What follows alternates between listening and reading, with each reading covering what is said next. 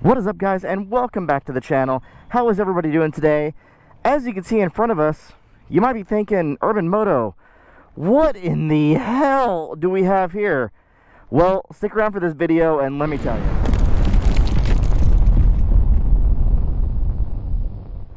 In front of us, we have a 2006 Harley Davidson Electra Glide, 88 cubic inches of raw power, baby, with a wonderful 5-speed transmission and the fuel injection system on this one.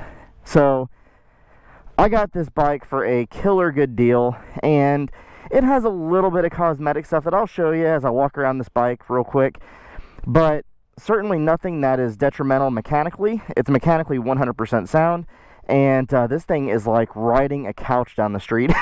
So I'm excited to show you guys more about this bike and tell you a little bit about it, kind of what led me to get it. And of course, you may be thinking, Urban Moto, you just sold a 2009 Sportster 1200.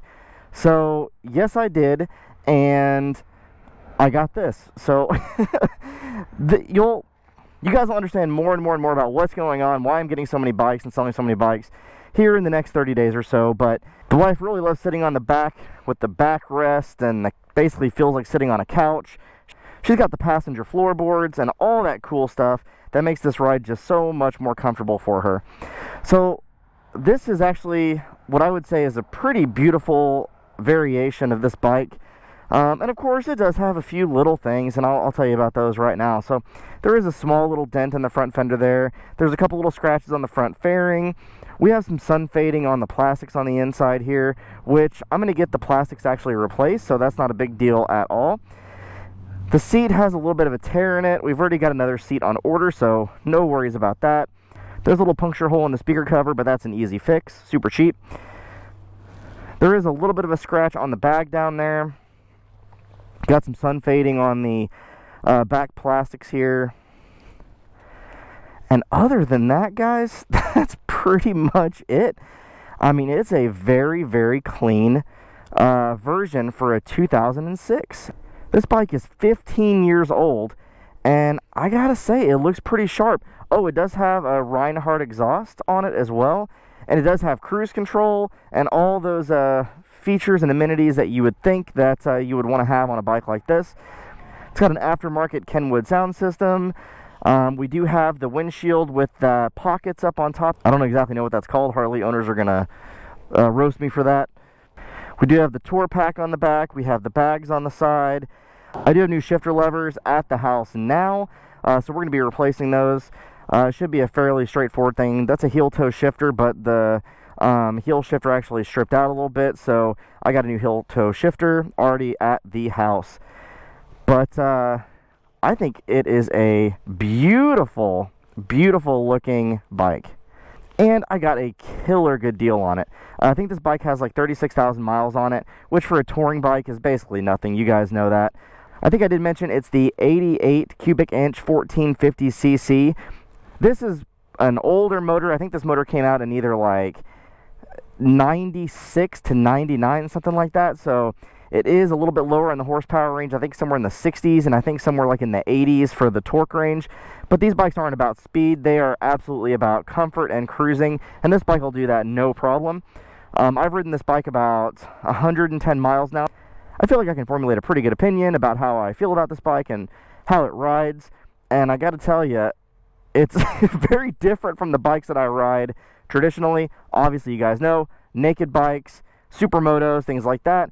The cruisers, we've only had two on the channel. The Harley Davidson 2009. Actually, that's not true. We had the 2009 Harley Davidson Sportster XLC 1200, and then we had the Yamaha Bolt, and now we have this. So I know you guys may not be joining the channel and watching the channel for this type of content, but you'll probably see a little bit more of it as we go and as we continue to grow the channel. But I'm excited to show you just more variations of bikes and different things and give you my opinion and, you know, formulate your own opinion, of course. But I think it's just cool to have the variation on the channel. So do me a favor, if you like the different bikes and you like seeing different things, hit that thumbs up button. That really helps me out a lot and shows the channel to other people as well. So, oh, and my personal favorite, it's got the freaking cool little cup holder. I've never used it, nor have I ever had a drink on a bike before, but what the hell, we'll try it, right? It does have some sun fading on the buttons too, and of course we can, you know, we can fix those. That's not a problem. That's an easy fix. But without further ado, let's go ahead and hop on the bike and get rolling.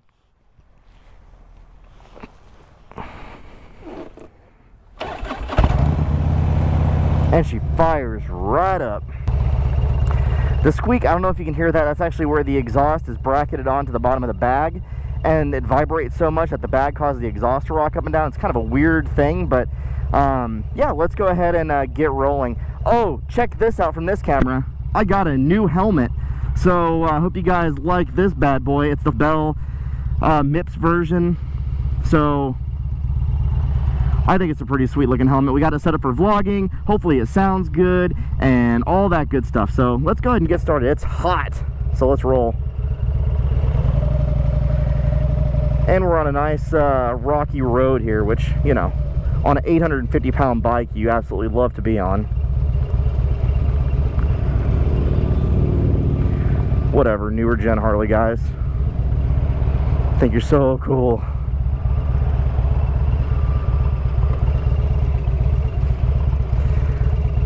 The new Harley guys think they're all that in a bag of chips, but we know, you and I know, right? I am definitely not one to rag on bikes and different. Hey, if you're on two wheels, more power to you. I think cruisers and touring bikes absolutely have their place, and this thing is just stupid comfortable. Oh my gosh, we're on some beautiful backcountry road over here in Fort Worth, and just kind of enjoying the day. I'm on vacation this week, so hey, thumbs up for that too. And we're just enjoying it, getting out and getting some sun. Even though I have my jacket on, we're still getting some sun. The weather's nice, about 75 degrees, and we're just enjoying it, guys. So hopefully you're getting out on two wheels, and if not, what are you doing right now? I mean, you're watching my video, so don't stop doing that, but when you get done watching my video, go get on the road and get on two wheels. That's very important. There's just something about the signature Harley sound that's just so intoxicating when it comes to noise. Man, I don't know, especially with this Reinhardt exhaust on it. Good Lord, it sounds good. Yeah, sport bikes and naked bikes and supermotos, they all have their place in my heart, and I love the sound of those. But something about a big V-twin just hits different, you know what I mean? Man, look at this out here. That's beautiful today. And golly. Oh yeah, let's just hit the cruise. Look at that. Now we're on cruise control. Just down some backcountry road. Of course, we have a big right-hand 90-degree turn up here, so we're gonna have to pop off that, but that's okay. I'll tell you though, leaning in with these bikes feels very bizarre just because of the weight. Supermotos and nakeds, you can get in super low sport bikes, you know, but this feels abnormal doing that. I think I just have to get used to something like this size. And I think I need to clean the windscreen too. Ugh, I think it's gross. Let's get on it a little bit here.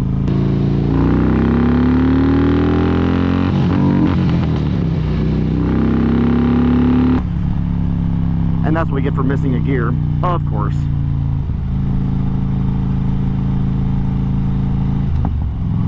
I kicked it into gear though. I know I did. Yeah, but Miss Urban Moto loves riding on the back of this thing.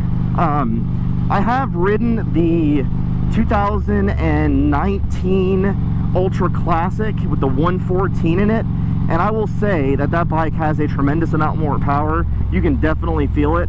But I will say too that this bike actually feels, dare I say, a little bit easier to ride. Like, even though yes, this is a little bit lighter, this feels a little bit less menacing. I think that the Ultra Classic that I rode was like a little bit taller, maybe the newer, the 19 version. And forgive me guys for my inaccuracies here. I do not know Harley and or the touring market, but I'm trying to learn. Let's get rolling here. A little California stop.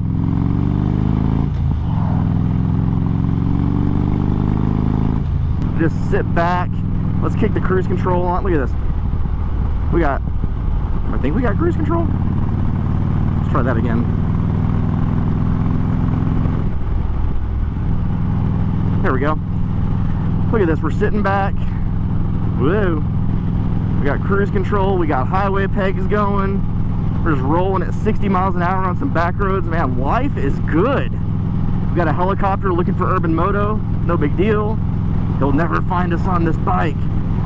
We're very discreet on this giant blue behemoth. But this thing is fun, man. It offers a different kind of riding experience that you just don't get on your nakeds, your sport bikes, or your supermotos. Probably a little bit closer to an adventure bike, I would imagine. I've only ever ridden one adventure bike, and it was a smaller CC version, so definitely didn't feel quite like this, but I'm sure your bigger adventure bikes have a similar feel. And from what I understand, they're even way more top heavy, so I'd like to get my leg over a Pan America at some point to get a feeling for that and try that bike out. That thing looks pretty cool. $1 Million Bogan just did a video on that, and it looked pretty crazy.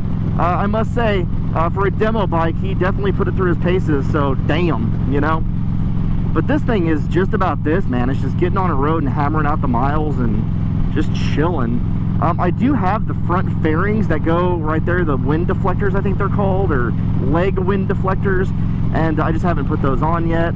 I actually haven't even looked at them. They may be a little scratched up. We'll have to see what they look like. He's had them in his garage, the guy I bought this bike from. But yeah, I don't know the complete history of this bike. The guy that I bought it from has had it since about 2016, and just hadn't been riding the last couple of years. And so he had this bike financed, and yeah, he was just looking to get rid of it. So we snatched it up from him for a really, really good price, what I think is a good price. And we'll probably end up selling this bike down the road in a little bit, but I definitely want to take some little road trips on it. James and I are talking about doing maybe like a moto camping trip. I know, we talked about this a freaking year ago, but there's been so many things going on with work and trying to get content out for you guys. It's been hard, and I'm not a full-time YouTuber. I have a full-time job, and I do this on the side, and I have another business venture that I am working on the side, so it's actually a little bit in conjunction with the channel, so I think you guys will really like that, and more to come, because yeah, it's gonna be pretty cool. I think actually I know you guys will enjoy it. We got to get in front of this truck.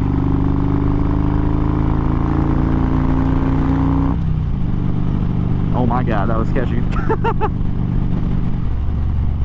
Out of all the things this thing is, big and heavy and loud, it ain't fast. It is not fast. That's a huge bitch. This thing is pretty slow. But what are you gonna do? It's not, again, like I said, it's not meant for that. So winter is coming. Yes, it is mid-October right now, and winter is right around the corner. So for those of you up north, you're already getting a feel for that.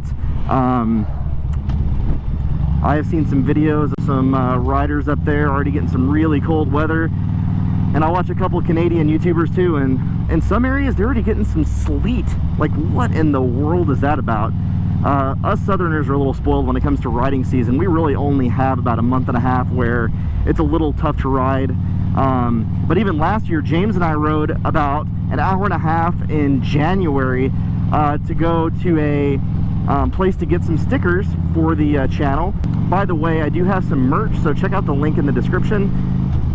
We drove about an hour, maybe it was like 45-degree weather, but I just had standard riding gloves on, and I was on the Z650 at the time, so there was like no wind protection. James was on his Honda Shadow at the time, so he had a nice big windshield and nice thick gloves, and thank God he let me borrow some, I don't know exactly what they're called, but they're like the slip-ons that go inside your glove that keep your hands even warmer. Hand warmers? No, that didn't make sense. But he had some of those, he let me borrow them, and that was super helpful because, God, it was cold as crap. And we were riding into the wind the whole time. Like, a naked bike is not meant to ride in the winter into the wind. Like what in the world? It's like driving into a blizzard, even though it's only like 45 degrees outside. But that was rough, and it's just not, it's not my speed. You northern guys who do that, man, more power to you. I have some other things I definitely want to show you on the channel, so definitely stay tuned to the next video, as I even have another surprise. That's right. whatever your name is, get ready for the big surprise. I'm like the surprise guy right now. You can call me Urban Moto Surprise Guy. We have something else very cool to show you, more in line with, I think, what you guys come to the channel to see, hint, hint.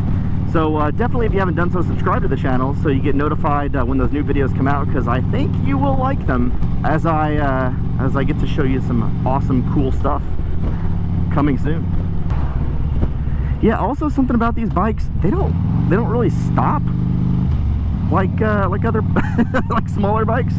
They just want to keep rolling forward. Something about momentum and weight and gravity, I don't know, you know, all those silly things that make these 850-pound motorcycles continue to move forward. I can't wait to get that heel toe shifter fixed. I think that's going to really help out the riding experience a lot on this thing, especially with the floorboards. You know, I've never had a bike with floorboards, but I gotta tell you, they're pretty nice. I actually really enjoy them. It's like, I'm telling you, this thing is like riding a couch. If you guys are like, no, I don't like big bikes or baggers or touring bikes, just open up your imagination and open up your heart and give one a shot. Go test drive a new Harley. Go test ride a Goldwing. They're stupid comfortable. Like, you could really hammer out some miles on a bike. Now, if you're a city commuter and you're just going from stop to stop and you're like 10 minutes from work or something, probably not. You know, first of all, new ones of these bikes are like 30 grand, so that's just silly. It's like buying a car. But you can get something a little bit smaller that's more nimble, easier to cruise around in an urban environment. But with this thing right here, it is meant for just sitting back and just plowing through the miles. And I think you guys would actually like it. So try to go test ride one of these things before you axe it, because I think you might like it. And leave a comment below, who of you guys actually has a big touring bike along with another bike? Or maybe it's your only bike, but I'm curious to see what you guys ride, so drop it in the comments below. And if you don't ride, what do you want to ride? Let me know that as well. Also, this thing has a massive fuel tank, and I've only filled it up once. Actually, funny story about filling this bike up. The day I picked it up, it was about 30 miles from home, and it was almost out of gas. I was like, you know, I should get some gas before I ride back home. And for this, you have to, you know, put a key in, open it, take it out, and then there's got like a typical like fuel door on it, or a fuel cap. So I like took it off and put it on top of the fuel pump, and I freaking left it there. Yep, I left it at the gas station, 30 miles from my house. Didn't realize that I had left it until, you guessed it, I was laying in bed that night and I said, oh my god, jumped up out of bed. I left the freaking gas cap on the freaking pump. So then, what do I do at like 1 o'clock in the morning? I log on to Amazon. Nope. I couldn't find a fuel cap for a Harley Davidson Electra Glide. I'm sure they're like a universal one or something, but I had to go to friggin' J&P Cycles. $17 for a fuel cap. So, not looking forward to getting the plastics, although I think I found some for about 120 bucks, 130 bucks that fit this bike. So we'll get those ordered soon. Expenditures are working on other things that you guys will see very soon. So excited to show you that. Also, Whataburger for life, baby! Had that for breakfast today. It was delicious. Jalapeno biscuit and gravy. For you guys that don't have Whataburger, I am so sorry. For those of you that do, I expect you to get up tomorrow morning, first thing, and go get you some biscuits and gravy and a bacon and or sausage, egg and cheese taquito. Go do that. Don't ask questions. Don't ask why, Urban Moto. Why do I have to do that? Just go do it. You understand? Violence is not the answer, guys. But do it. So I gotta tell you, I've been riding this bike a little bit more lately. The convenience of having like touring packs on the back and bags and stuff, I can actually legitimately run errands on this thing and like carry stuff, which is, you know, unheard of on the DRZ. Like the DRZ, those bags I got, I'm gonna give you guys a little bit of a review on that in a later video, but they don't really fit exactly like they should. Like they kind of dangle onto the exhaust, and that's probably not good for like a longer ride, because I don't know, it might like melt to it or something. But The convenience of having like a big freaking touring pack that locks, it's awesome, actually. I would love to have like a newer gen Harley, or like even like a Goldwing or something in the garage, because the convenience is awesome. Look at freaking Shade Tree Surgeon. He's got that like, I think it's like an 89 or 87 Goldwing. He takes that thing everywhere, and it's got like, you know, a ton of storage space and room for everything that he carries, and he takes road trips on that thing. Now, that thing was only 1,500 bucks, but I will tell you, this wasn't an egregious amount more for a, what I would say, you know, quite a bit newer bike than what he has. But for what he has, I mean, that thing, you know, he's racked up some miles on it. It's been super reliable. Harleys of this generation and older are known to be not the most reliable bikes. So, you know, something to just keep in mind as you're out looking and shopping for bikes. You know, if you were looking at a bike like this and it has over, say, like 50,000 miles, I'd probably steer away. But when you're in your 30,000, 40,000 mile range, you're in good shape. So no worries there.